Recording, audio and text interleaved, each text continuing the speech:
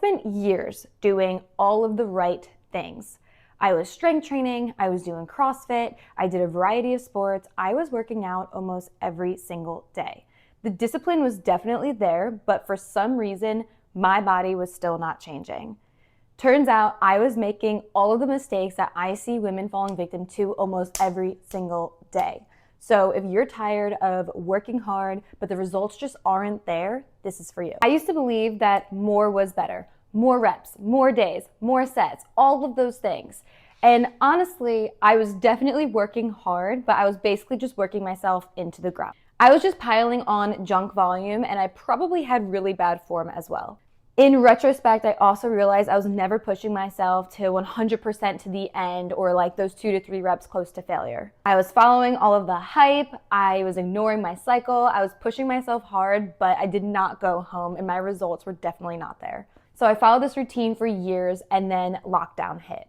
I had no gym, no fancy equipment, just my bodies, some resistance bands and dumbbells, and my house. And that right there was the wake-up call. I stripped back everything to the basics, and that's when the real progress set in. First things first is I did consistent workouts instead of doing random routines throughout the gym.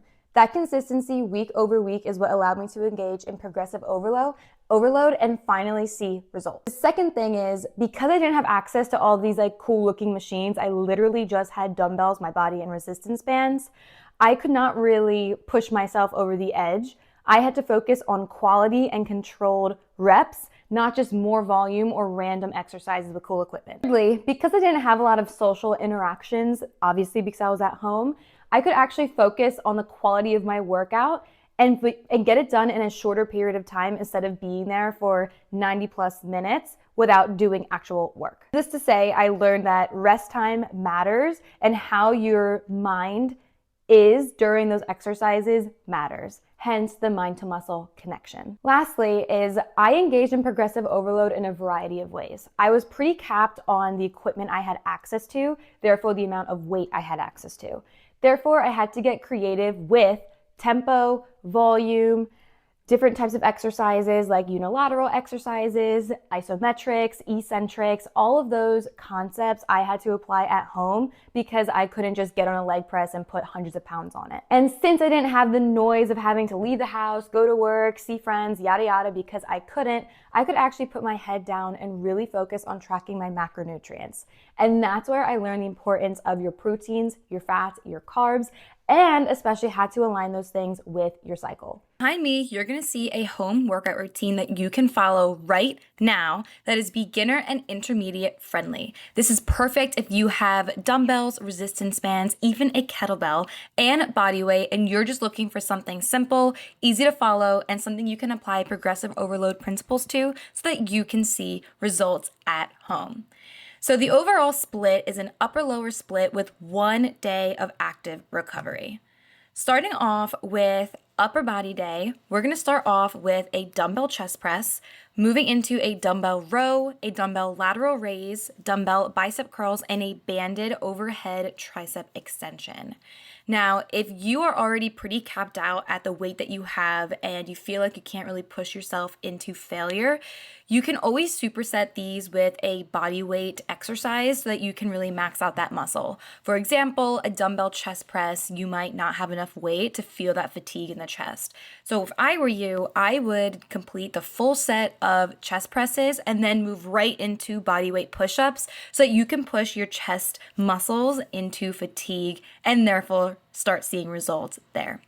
Other ways that you can alter some of these exercises to be more tailored to what you have access to is by focusing on isometric holds and alternating movements. So for example, on the dumbbell lateral raise, you can make this exercise feel harder by holding that lateral raise in this fixed position where you are constantly contracting this muscle instead of just going up and down and up and down. So that kind of plays into the variable of tempo as part of progressive overload.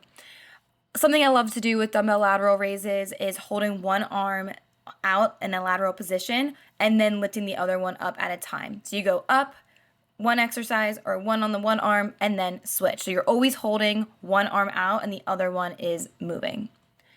Going on to lower body day, we're going to start off with single leg dumbbell glute bridges, moving into dumbbell front squats, dumbbell sumo squats, a kettlebell swing, which you can also substitute with a dumbbell, and then finishing off with a banded glute kickback.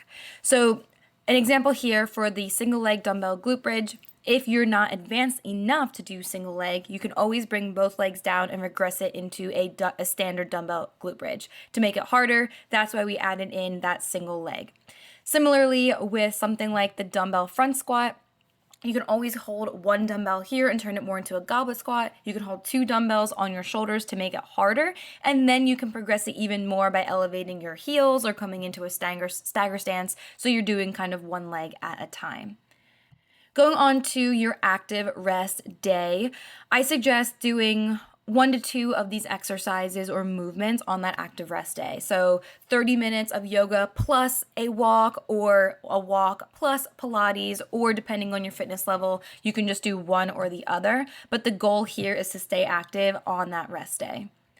And then coming into your next upper body day, we're going to start off with some body weight exercises like the body weight push-ups, coming into a dumbbell glute bridge lat pull over, so you're still engaging the whole posterior chain.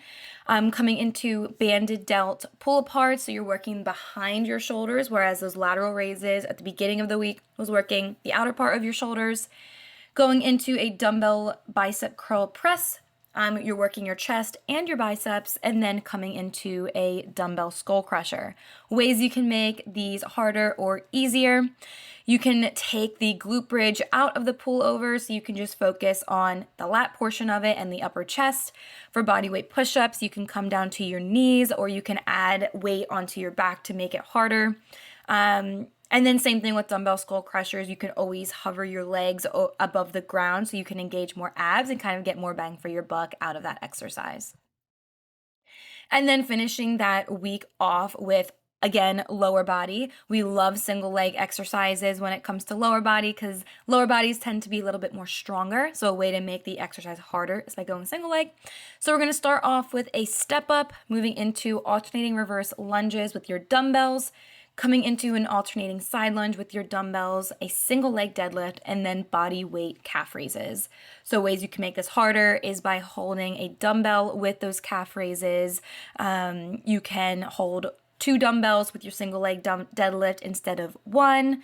You get the point. With reverse lunges, you can make those harder by elevating that front leg and doing a deficit reverse lunge. But those are ways that you can make those exercises harder and easier. So again, if you're looking for a home workout routine that is beginner intermediate friendly, this is one that I would absolutely recommend to you. As just 4 days, you should get it done pretty quick. Now, if you're interested in what sets and reps to do, how you can plan that around your menstrual cycle, and what the key principles of progressive overload are, I suggest you download my Muscle Meets Menstrual guide from the description. This is going to put everything together in one full picture and just tie up those loose ends for you. If you're ready to stop spinning your wheels and finally see results, make sure you hit that subscribe button and keep an eye out for my content. Hormone-friendly fitness tips and things that I wish I knew 10 years ago before I ever even got started on this journey. And let me know in the comments what your biggest workout mistake is, because I read all of them.